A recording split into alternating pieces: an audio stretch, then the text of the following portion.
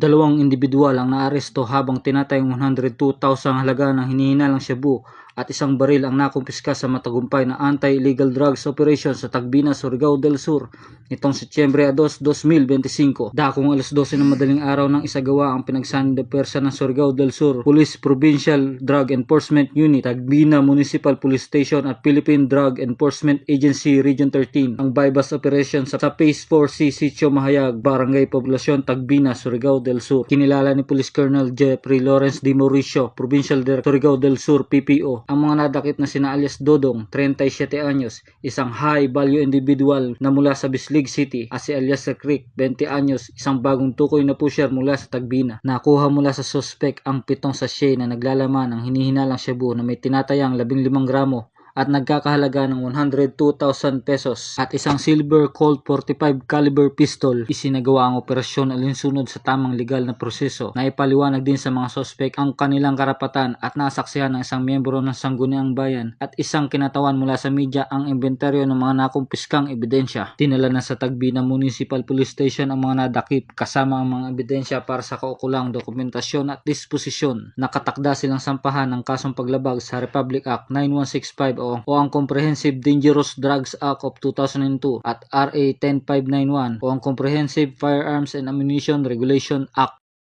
Mula dito sa RP Cadu 13, ako yung Police News Network Correspondent, Ramon Manicol Villanueva, mula ng batas na kataguyod ng balitang pulis.